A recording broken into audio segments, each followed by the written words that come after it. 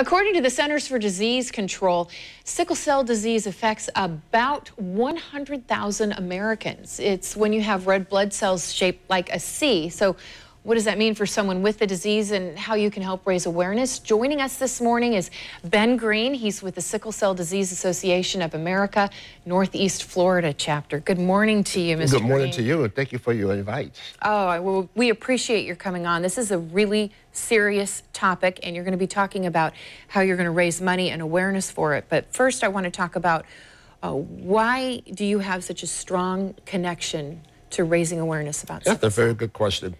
My wife and I, when we had our firstborn, Sylvia, we were living in California, and she would cry a lot, and she had all kind of pain. And when we were taking her to a medical doctor, they would never tell us that she had sickle cell. She would always give us the wrong diagnosis. It was until I got transferred. By the way, I'm in the Navy, okay? So I got transferred from the West Coast to the East Coast.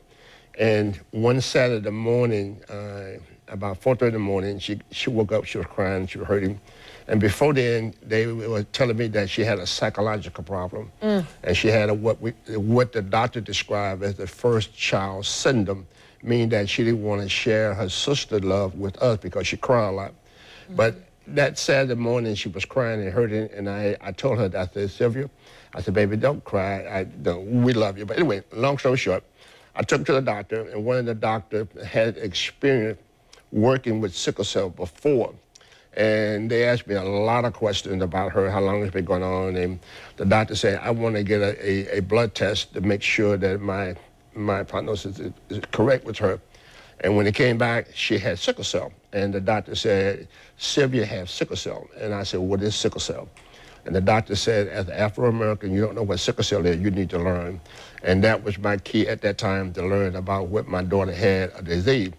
And so I just took the banner and started realizing that if I didn't know anything about it, how many other families that had the same type of situation that we had with Sylvia, knowing that she had something that the medical doctor did have no cure for, and I wanted to do everything I could to do that. And that was a very painful experience. Oh, yes, it was. I mean, it was very painful for the 4.5 years that she lived with sickle cell, and I didn't know anything about it, and when she was crying, and we didn't give her the proper treatments and the things that needed for her to go through her crisis.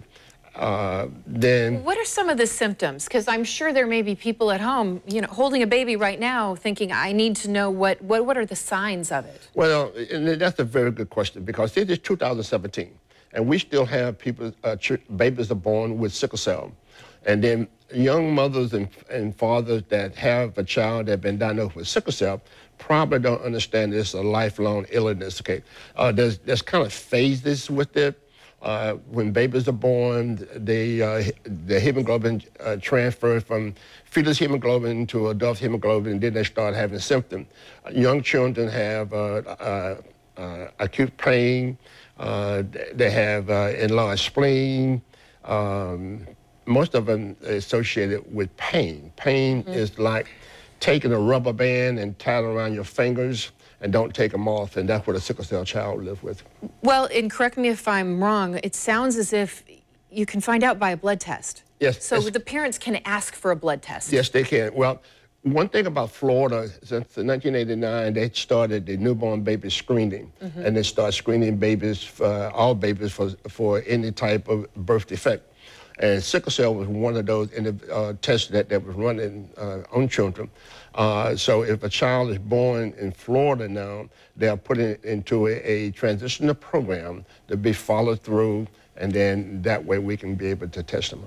Well, there's going to be a lot of talk about this, and a lot of enjoyment and fun and camaraderie at your 5K that you're having next weekend. Yes, ma'am, and I am so glad that you asked that question, because we're asking churches, individual, community, organization to participate, to come out and walk with us next Saturday for our Walk for Awareness of Sickle Cell.